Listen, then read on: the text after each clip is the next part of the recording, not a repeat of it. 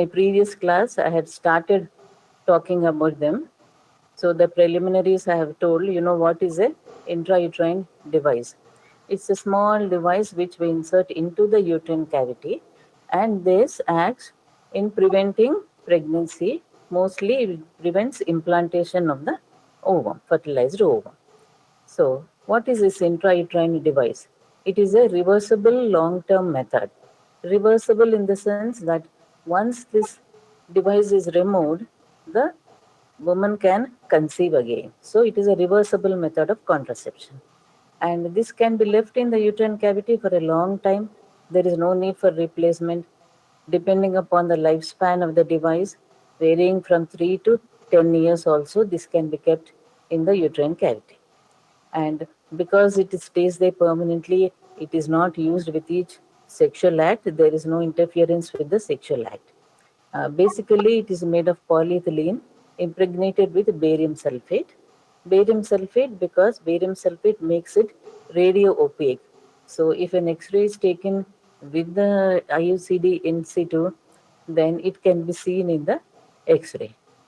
Medicated devices also contain copper or hormone, that is, mostly the hormone is a progesterone.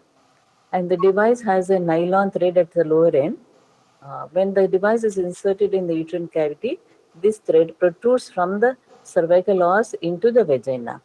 Now, this per speculum examination, when she comes for a checkup, we can see the threads protruding from the cervical os. So, it means that the IUCD is in place. Patient also can feel these threads by placing fingers in the vagina and feel the threads, and she can reassure herself that the IUCD is in place and it will prevent pregnancy. Now, how do we classify these IUCDs? We have got the historical ones, that is biologically inert devices. These are Lippis loop and safety coil. These were used in the 1950s and 60s. By 70s, this Lippis loop and the safety coil were given up because this is only made of polyethylene. This did not contain any other substances, and it was not very effective, and a lot of side effects like bleeding were there. So we have now practically given up. This is only for historical consideration. Just I'm mentioning this. Now, what we have now are the copper carrying devices and hormone containing devices. Now, the copper carrying devices have copper wire wrapped around the vertical stem of the frame, of the polypropylene frame. See, all these copper carrying devices are mostly T shaped. So, this copper wire is wrapped around the vertical stem in almost all the devices, and in some, it is wrapped around the horizontal arm of the T also. Now, the effective life, that is the lifespan of this device, varies from 3 to 10 years depending upon the amount of copper wire that is wrapped around the device. Now, these are named copper T200, 200B, 380A, etc. These numbers indicate the surface area of the copper wire that is wound around the stem.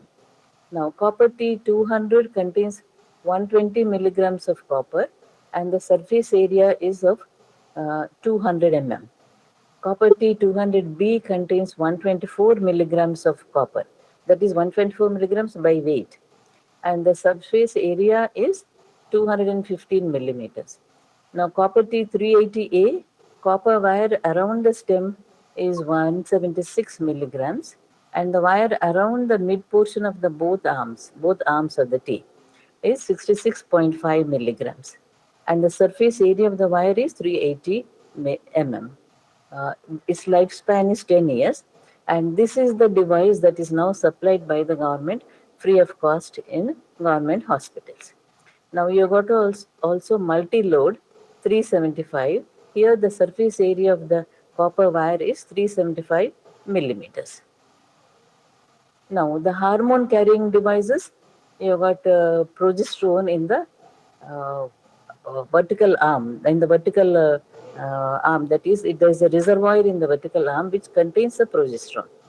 Now, this progesterone released into the uterus, and it acts locally, and in various ways it prevents pregnancy. It helps in thickening of the cervical mucus, and the mucus forms like a plug at the internal os in the cervical canal actually, and this prevents sperm penetration and ascent of the sperms. That is one of the methods by which this progesterone acts. Now, the types of hormone carrying devices, basically there are three types.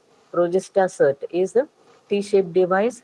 It contains 38 milligrams of progesterone in silicone oil reservoir in the vertical stem. Now, it releases 65 micrograms of hormone per day. See, the progesterone contained in these devices, every day some amount is eluted, that is, it is released locally. They, this amount varies in different preparations. The effect lasts for 1 year, this progestasert. So, lifespan is 1 year. Now, Levonova contains 60 milligrams of levonorgestrel, and it releases 20 micrograms of levonorgestrel every day, and the effect is for 5 years. Failure rate is 0 to 3 per 100 women years. Now, Mirena IUCD, this is the most commonly used one which is commercially available. Now, this Mirena is the trade name. It is not the chemical name, it is the trade name. Now, this contains 52 milligrams of LNG, that is levonorgestrel, and it releases 20 micrograms of LNG every day. And the failure rate is very, very low. You can see that it's 0.1 to 0.4 per 100 women years, very much comparable to the failure rate of oral contraceptive pills.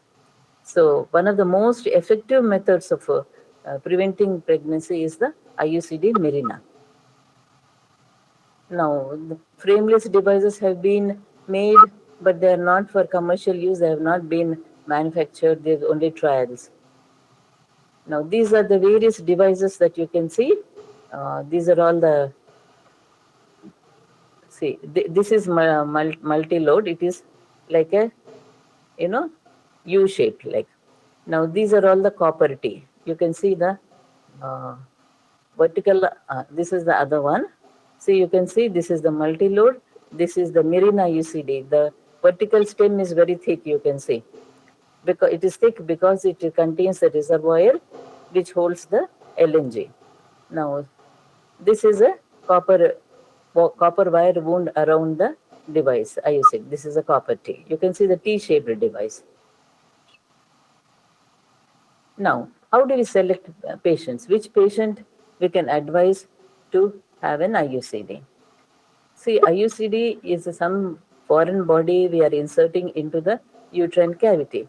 So when we do that, we have to be very careful which patient we are going to put this IUCD. She should be a low risk for STD. STD is sexually transmitted diseases. If she is a high risk for that, then the spread of the infection can occur to the, suppose vaginal infection or cervical infection is there, it can spread to the upper genital tract, then later fallopian tubes can get obstructed with adhesions. Multiple problems patient will have. So if she is unlikely to have STD, then only we can put this device. Then she should be a multiparous woman. See, nulliparous woman, we do not want to insert IUCD because she is not conceived at all.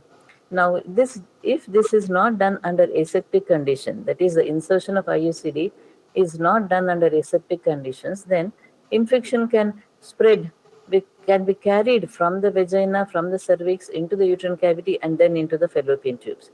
Or later also, the infection can travel via the nylon threads via the into the uterine cavity and then into the fallopian tubes, and later she may lose her fertility if the tubes are blocked. Bilateral tubal blockage can occur and she may lose her fertility. So in a nulliparous woman we always hesitate to insert the IUCD. Multiparous woman, she already has one or two children, so she is already fertile and she has one or two children to compensate, isn't it? So multiparous woman we can advise. Then any couple in monogamous relationship, because monogamous relationship means the chance of STDs and spread of infection is low. Then a couple who are not ready for sterilization, that is not for ready for a permanent method of contraception, but they want a long-term method for a longer time. They want to prevent pregnancy. Then this is the ideal method for them. And also couple who are not using other methods or who are not able to use other methods properly, like barrier contraception, and the chance for pregnancy occurs, or they have already had one or two terminations of pregnancy, etc. So for these people, this is very useful because once the IUCD is placed in the uterine cavity, the couple can forget about that and then have contraception for a long time. Now, what are the other uses of IUCD? See, this IUCD, which is inserted into the uterine cavity, not only acts as a contraceptive, not only prevents pregnancy, but it has also got other advantages. So, to treat some other conditions, also this IUCD is used. Now, what are they? That is, non contraceptive uses of IUCD. It is useful as a contraceptive for postcoital contraception. What is postcoital contraception? That is, an unprotected couple, the couple who was not using any methods of contraception, had sexual intercourse, and the next day they are worried that she may have, a woman may have already conceived. So they go to the doctor and request for some contraception. So that is called emergency contraception or postcoital contraception. For this also IUCD is useful. Then, after excision of uterine septum, suppose there are some uterine malformations like a subseptate uterus or a septate uterus, then this septum has been excised using a hysteroscope. What is a hysteroscope? It is an instrument which is passed, it's a fiber optic instrument. You all have heard of laparoscope, isn't it? Laparoscope is a fiber optic instrument which we pass into the peritoneal cavity and visualize the organs inside the peritoneal cavity. Similarly, a hysteroscope, hystero means uterus, scope is some instrument for visualization. So a hysteroscope is introduced into the uterine cavity, and the inside of the uterus can be seen very clearly. So, suppose there is a uterine septum, using an operative hysteroscope, this septum can be excised. Now, once the septum is excised, again, if you just leave it alone like that, the raw edges of the septum are there, which can again come together and join, and then septum can reform, isn't it? So, to keep the uterine walls separate, that is to prevent these raw edges again from coming together, we can introduce this IUCD which keeps the walls of the uterus separate. So after excision of uterine septum, we introduce this IUCD into the uterine cavity. Then, similarly, after adhesive lysis in Asherman syndrome, you have heard of Asherman syndrome, where because of various reasons like excessive curettage or infections, adhesions have formed inside the uterine cavity between the surfaces of the endometrium. Now, these adhesions running from one wall to another, naturally they will prevent pregnancy and they cause multiple other problems. So, what we do here again, using the hysteroscope, we lyse these adhesions using various instruments like scissors or laser, etc. Now, once these additions are lysed, again the raw edges can come together and then reformation of the additions can occur. So, again here the IUCD is introduced into the uterine cavity. Then, in conditions of menorrhagia and dysmenorrhea, menorrhagia is excessive bleeding during periods, dysmenorrhea is a pain, pelvic pain during periods. Now, this can be prevented by using hormonal IUCD, IUCD containing progesterone, but not the copper T IUCD. Copper T IUCD increases menorrhagia and dysmenorrhea. You must remember that. So, for reducing the menorrhagia and dysmenorrhea, we can use hormone containing device where the progesterone will act in preventing the menorrhagia. Then, for rendering HRT, that is hormone replacement therapy in a postmenopausal woman, the IUCD can be used. Then, to reduce endometrial hyperplasia in breast cancer patients who have been on treatment with tamoxifen. See, tamoxifen is an anti-progesterone, and this has been used as a long-term treatment after the initial treatment of breast cancer. These patients use this tamoxifen for a long time, varying periods, for maybe 1 or 2 years. So, during this period, what happens is endometrium becomes hypertrophied, hyperplastic, thickened endometrium. Sometimes even polyp formation will be there in this endometrium. Now, this thickened endometrium then can cause excessive bleeding, and later this can even advance into endometrial carcinoma. So in these patients, a hormonal IUCD can be introduced. The progesterone can act locally and prevent the endometrial hyperplasia. So these are the multiple uses of IUCD which other than contraception. Okay, so now you know the uses of IUCD. Now what are the contraindications? Which patients should not advise IUCD? Naturally, if you are suspecting pregnancy, so before introducing IUCD, you always have to rule out any pregnancy. Then, if infection is there in the lower genital tract, like vaginitis is there, or cervicitis is there, or PID also. PID is infection of the upper genital tract. So, any infection in the genital tract, better not to give IUCD because this infection then cannot be treated. This IUCD will form a good nidus for this infection and it becomes chronic. Infection becomes chronic. And then, suppose fibroids are there in the uterus. You know, you all know fibroids are tumors of the muscle myometrium of the uterus. Now, suppose submucous fibroids are there which are protruding into the uterine cavity. Then, what happens is, even if you put IUCD, it does not fit properly inside the uterine cavity. So, the effectiveness may not be there. Either it can be expelled or it may not be effective and the patient can conceive. So, only after treating the fibroids, you can advise the IUCD. Then you can't use a copper T if menorrhagia and dysmenorrhea are present because copper T, copper ions, they can increase the menorrhagia. If the patient is severely anemic and you introduce copper T, what will happen? She will bleed some more and then her anemia will increase. So treat the anemia and then you can advise copper T. Uncontrolled diabetes. If the diabetes is controlled, there is no problem. But if diabetes is not controlled, then a foreign body in the uterine cavity forms a good nidus for infection. See, all diabetics are very much prone for infection, and presence of a foreign body again precipitates infection. Then heart disease. You know, suppose the infection of the occurs in this is a foreign body, then this infection can go to the heart, especially the valvular heart disease, and the patient can develop subacute bacterial endocarditis. Then previous ectopic pregnancy. What we have seen is that there is a slightly increased incidence of ectopic pregnancy in women who use IUCD. You know what is an ectopic pregnancy? Pregnancy occurring in a place other than the uterine cavity. It may be in the cervix, it may be in the tube, fallopian tube, it may be on the ovary, it may be even in the peritoneal cavity. So the incidence of tubal pregnancy is slightly increased with the IUCD. So if the woman had previously an ectopic pregnancy, then she is likely to have another ectopic pregnancy if you put an IUCD.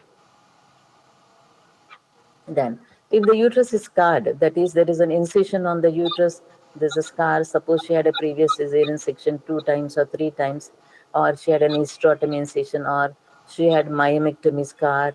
Then, in those cases, it is better not to give IUCD because sometimes perforation can occur. Then, as I told you previously, unmarried women or and nulliparous women because of the risk of infection and increased infertility later in life. Then an abnormally shaped uterus or a septate uterus. See, wherever uterine malformations are there, a septate, subseptate uterus, or a uterus diadelphus, bicornate uterus, in all these conditions, uterus is not just one, it is divided into two. So, which part of the uterus, which half of the uterus are you going to put an IUCD? So if you put in one half, then it is not going to be effective, isn't it? And also because the uterus is abnormally shaped, even if you put an IUCD, there may be a failure of the method.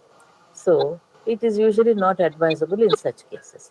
Then suppose a woman had breast cancer and she's been treated for that. LNG IUCD is not advisable because LNG is a progesterone and this breast cancer may advance if LNG is absorbed into the body. So we generally do not put hormone containing device if breast cancer history is there. A copper T IUCD can be placed but not a LNG IUCD. So these are the various contraindications for the IUCD insertion.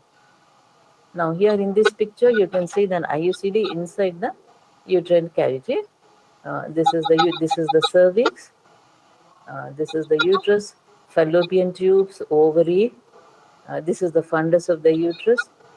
See, this picture also shows IUCD. This is a copper T IUCD inside the uterine cavity. You can see lying against the fundus, and then the wire, nylon wire, is coming out from the lower end of the IUCD through the cervical canal and through the cervical os outside it into the peritoneal cavity. You can very clearly see. See, and here you can see the copper T by the side, where it has got a copper wire on the vertical arm and on the horizontal arm.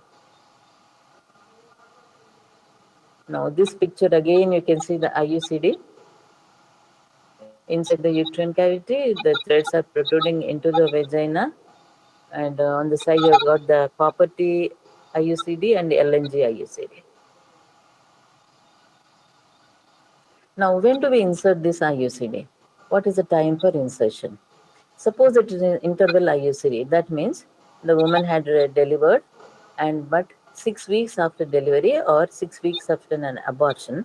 Why 6 weeks? Because by 6 weeks, whatever changes are there, pregnancy changes are there in the uterus, will come back to normal. Uterus will become normal sized after 6 weeks. That is the time when we can place the IUCD. Then, suppose she's not had any delivery or abortion, but she's a regularly menstruating woman. Then, in the immediately after the menstruation has stopped, that is within 2 or 3 days after completion of menstruation, bleeding has stopped, then you can place the IUCD. See, it's preferable to place IUCD in the first half of pregnancy, menstrual cycle, that is in the proliferative phase. We do not want to place this again in the secretory phase because suppose sometimes the fertilization has already occurred, you'll be displacing a fertilized ovum, fertilized and implanted ovum from the uterine cavity, or the pregnancy may continue and the patient will think the method has failed, while in fact she may already have become pregnant and then you have placed the IUCD. It is not the failure of IUCD. So that some confusion will be there. So ideal time is to place the IUCD in the first half of the menstrual cycle, immediately after the bleeding has stopped. Now suppose she is a lactating woman and lactational amenorrhea is there. You all know during lactation, I was telling you about this lactational amenorrhea when I was talking about natural methods of contraception, because here ovulation does not occur. So the patient will not have a regular menstrual cycle. Here, anytime the IUCD can be placed, but you have to make sure that the patient is not pregnant. Make sure by the patient is not pregnant by doing a urine pregnancy test and or an ultrasonogram of the pelvis to know whether any pregnancy is already there in the uterine cavity. Then if she is not pregnant, you can place this IUCD anytime. Then post-abortal and post-MTP. Suppose a woman has aborted and you have done an evacuation. She came to you with bleeding and incomplete abortion. You have done a curettage. Then immediately after that, you can place an IUCD because that is the ideal time to catch the patient and advise her to have an IUCD. Otherwise, again, she'll have repeated abortions. And repeated abortions, repeated curetages are not good for the patient, isn't it? So this is the time you can counsel her, advise her, and then place an IUCD. Suppose a patient comes for an MTP, you can, before you do the MTP itself, you can counsel her and make her give consent for placing an IUCD, and immediately after evacuation of the uterus, you can place the IUCD. Then there's a third method called the post-placental or postpartum insertion. Here, immediately after delivery, after expulsion of the placenta, that is why we call it a post-placental. Immediately after expulsion of the placenta, IUCD can be placed in the uterine cavity, whether it is a normal delivery or a cesarean section. See, if suppose the patient had a normal delivery, then before she delivers only, you can counsel her, take the consent of the family members, husband, then keep an IUCD ready. And once the placenta is expelled, this IUCD can be placed in the uterine cavity. Here, the uterine cavity is very large in the postpartum period. See, immediately after delivery, what is the height of the fundus? It is almost near the umbilicus. So the uterine cavity is very large, but this IUCD is very small, isn't it?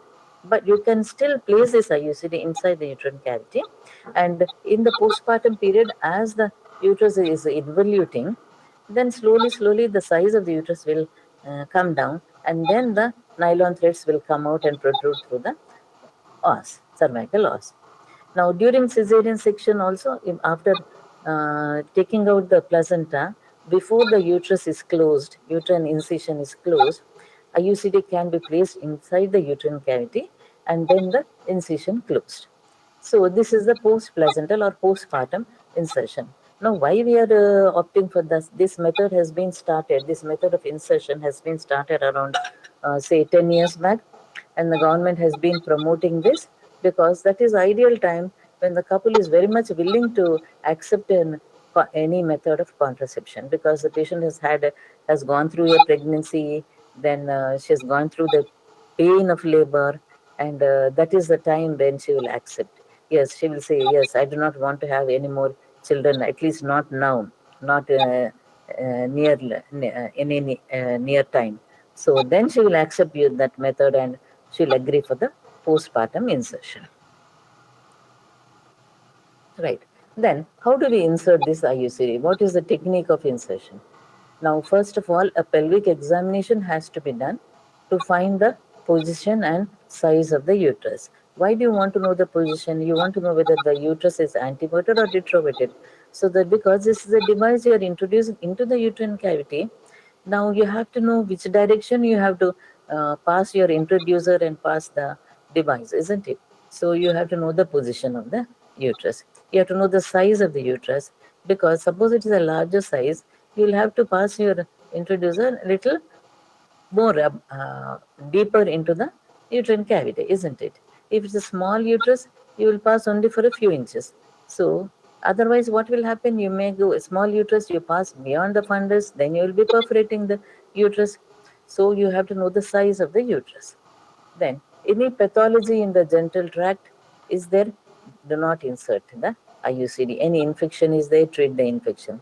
Any fibroids are there, yes, advise her about the treatment of the fibroid. Any uterine malformations are there, you can do the surgery for the malformations and later advise her about contraception. So, any pathology in the uterine tract, do not insert. So, our pelvic examination is to find out all these things, all this information, and decide whether the patient is a fit person for insertion of an IUCD. Then you do a per speculum examination to see the cervix, to see the vagina, condition of the cervix and vagina, any infection like vaginitis or cervicitis. If infection is there, treat the infection before insertion. Then you have to do this procedure under sterile conditions, because you are introducing a device into the uterine cavity. If you introduce infection also along with the device, then she'll have a permanent damage to the genital tract. She'll develop a pelvic inflammatory disease, she'll have permanent damage to the fallopian tubes, to the ovaries. So her future fertility will be affected. So you have to do this under sterile conditions. Then, okay, everything is fine. You want to introduce the device, hold the cervix with a valcellum or an alice. Valcellum is a instrument, long instrument with teeth. So with the teeth, you are holding the cervix, anterior lip of the cervix, we hold.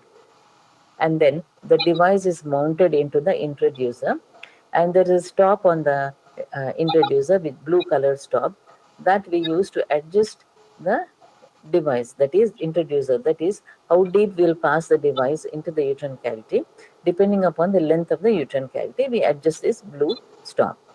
Then the introducer is passed into the uterine cavity through the cervical os.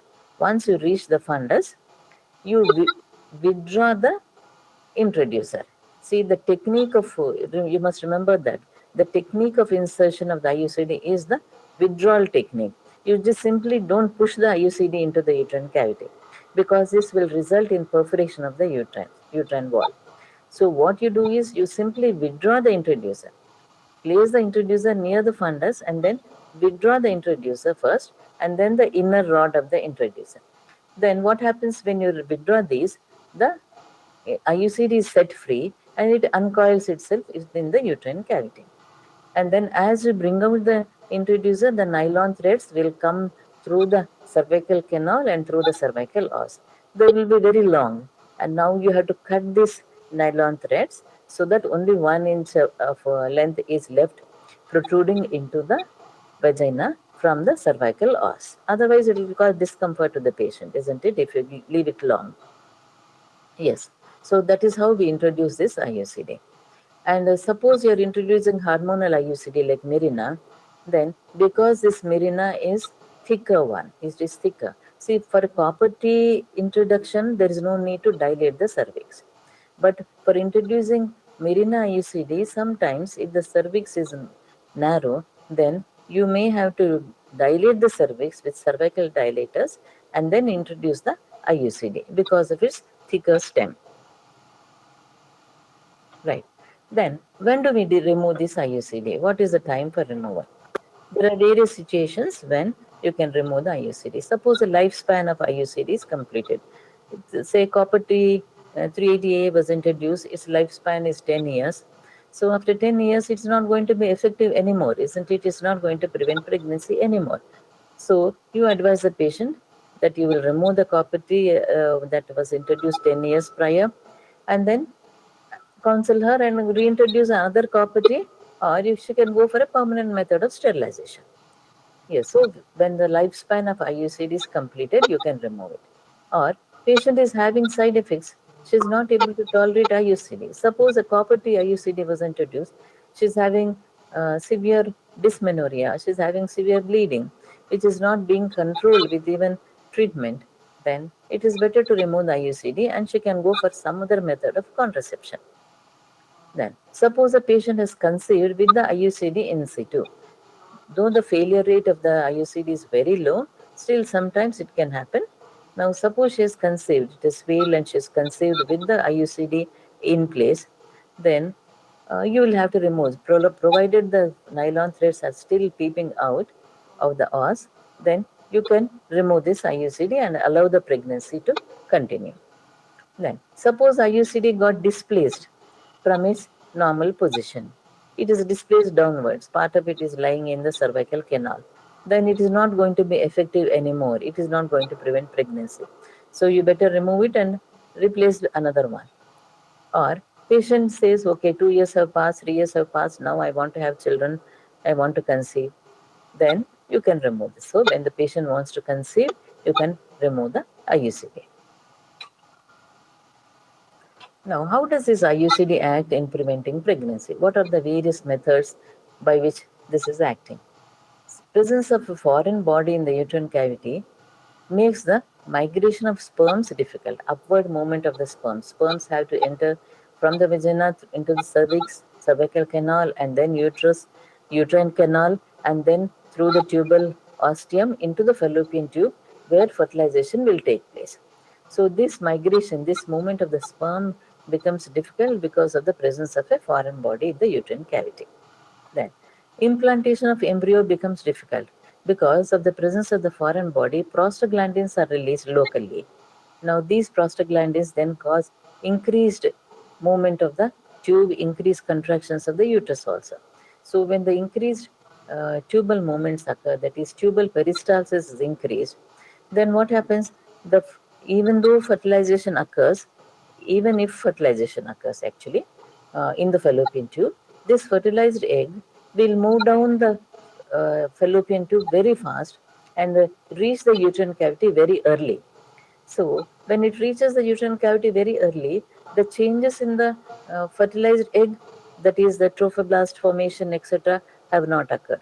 And also the development of the decidia also has not occurred. Chorionic villi have not developed.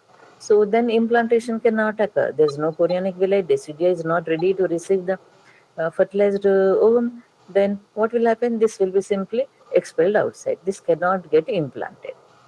Then other ways are causes leukocyte infiltration in the endometrium. Now, when the leukocytes infiltrate the macrophages, they cause, even if the embryo is implanted, this embryo is engulfed by the macrophages and then embryo dies and then it is expelled. Then the copper present in the device causes enzymatic and metabolic changes in the endometrium, in the cells of the endometrium.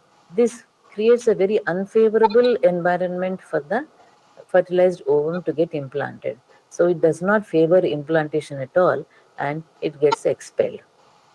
So these are the methods by which a copper T acts in preventing pregnancy.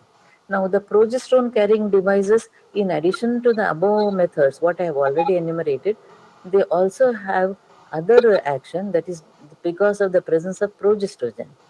As I told you before, progestogen causes the cervical mucus to become very thick, scanty, like a plug. It blocks the cervical canal so that the ascent of the sperms become difficult. Then, second, progesterone acts locally on the endometrium, causes endometrial atrophy, and which very unsuitable for implantation. Then, sometimes some progesterones also prevent ovulation. Not all, not always, but sometimes ovulation also can be prevented by this progesterone. So, these are the various methods by which the IUCDs prevent pregnancy. See, this is the hormone containing device. You can see the thick stem. That is why cervical dilatation is necessary. This is the Mirena IUCD. This is again a picture which shows the Mirena IUCD in situ inside the uterine cavity. See, the IUCD is exactly in the uterus. It is not protruding into the cervical canal. If it comes into the cervical canal partly, then it is a misplaced IUCD and it will not be effective in preventing pregnancy. Right. So any method is not without complications. Some complications will be there with every method. So what are the complications with IUCD? There may be immediate complications, early complications, and late complications. Immediate complications are difficulty in insertion may be there, particularly if the cervix is not dilated, if the cervical stenosis is there, or uterus is acutely anteverted, then there may be slight difficulty in insertion. It may take a little time, or you may not even be able to insert. Then vasovagal attack. Vasovagal attack because you're introducing something into the uterine cavity. For this, now something suddenly cervix is dilated with this device. What happens is vagal attack is there. Patient will have some giddiness, nausea, vomiting, but this is always temporary, momentary. This will pass off in a few minutes. Uterine cramps. Because you're placing a foreign body in the uterine cavity, the reaction of the uterus, immediate reaction is that it tries to contract and expel this. So when it tries to contract, some pain may be there, uterine cramps may be there. Usually with a painkiller, with an antispasmodic, this usually passes off. So these immediate effects are only minor effects. Now, other effects are more serious. We have to consider them. Now, expulsion of the device from the uterine cavity into the vagina and outside. Now, when does this expulsion occur? Only when the device is small and then the uterine cavity is large, like a postpartum insertion, or after an MTP for an advanced pregnancy. Say it was a 16 weeks pregnancy and MTP was done and the uterus is still large. And when you place a small device in the uterus, then this is likely to be expelled by the uterus.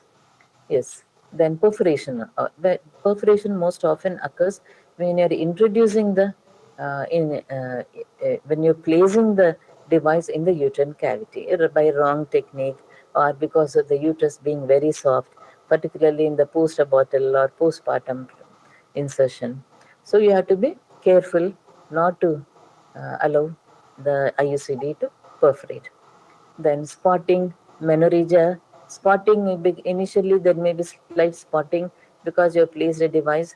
Usually it subsides with a few non-hormonal medication like tranexamic acid or ethamsalate. Then menorrhagia can occur, I told you, with the copper T device. Usually it subsides with treatment.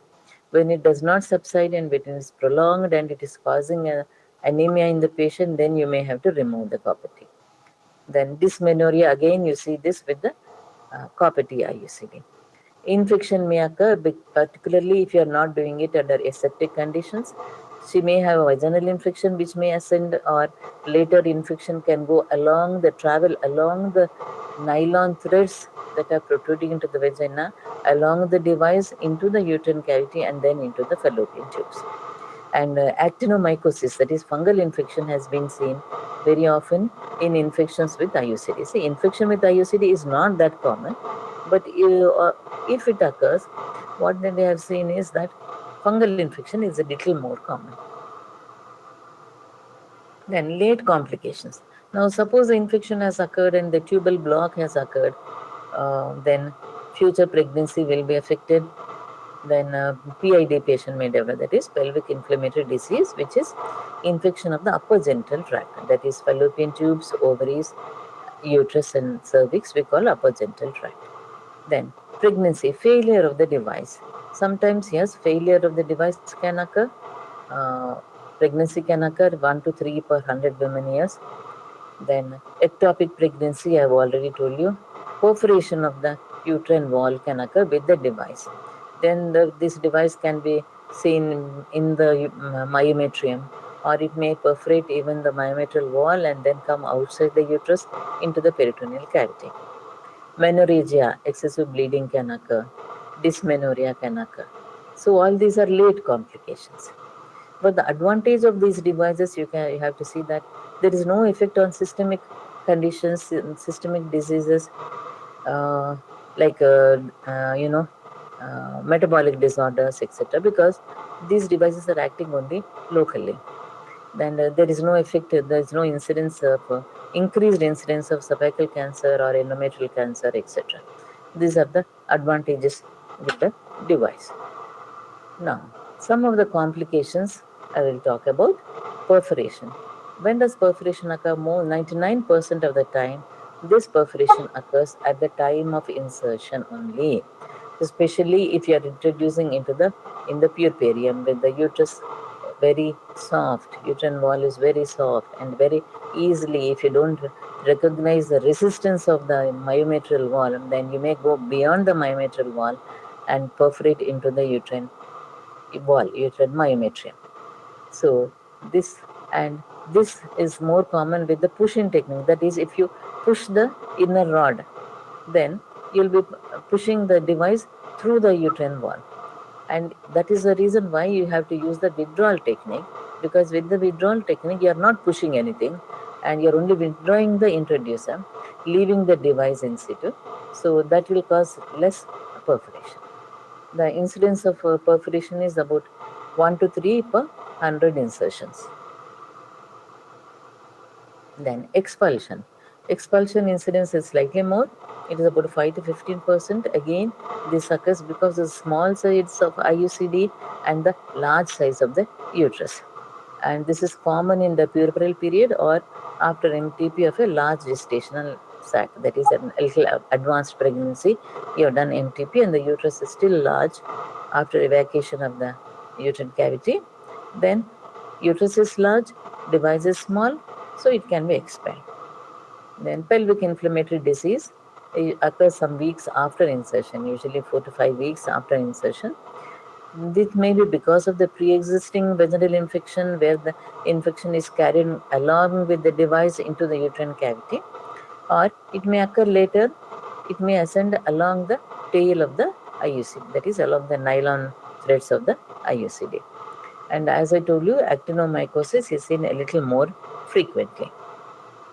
Now, misplaced IUCD. See, when you place IUCD, you tell the patient to come frequently for a checkup, where you can do a per speculum examination and see if the nylon threads are protruding from the cervical os. If they are protruding, then that means the IUCD is in place. Or you can tell that if she is an intelligent patient, you can advise her. She can herself check the place fingers in the vagina and check for the presence of the nylon threads from the cervical os. So, if she does not feel the threads, or when she has come for a checkup and you have not seen the threads protruding from the cervical os, then the problem comes. What happened to the IUCD? So, what could have happened to this IUCD? Various things could have happened. One is she can have become pregnant. Patient is pregnant, uterus has become large, and so as the pregnancy is advancing, the uh, device is carried upwards, and along with the device, the nylon threads are pulled into the uterine cavity and they have disappeared from the os. You are not seeing them protruding from the os. or it could have been expelled. Yes, you will say, no, patient will know if it is expelled. No, many times what happens is when she goes to the washroom, this device could have just simply fallen down, and then she may not have seen it because she uses the flush. Now, then she will come saying that the threads are not felt, or when you examine, threads are not seen. So it could have been expelled. Then, or what else could have happened? It could have perforated the uterine wall and it may be lying in the myometrium, or it could be lying in the peritoneal cavity. So when it has gone up into the myometrium or into the peritoneal cavity, naturally the threads are also pulled up and you cannot see the threads. So when the patient comes and you're not seeing the threads from the os, what do? You have to locate the uh, device. Otherwise, it may end up in complications. She may conceive, or she may have injuries to the bowels if it has gone into the peritoneal cavity. So you have to locate the device. So what do? You can take a plain X-ray with the uterine sound in the uterus. Now, what is this uterine sound? It is a long, thin instrument which is bent to follow the shape of the to follow the anteversion of the uterus. It has got markings on it.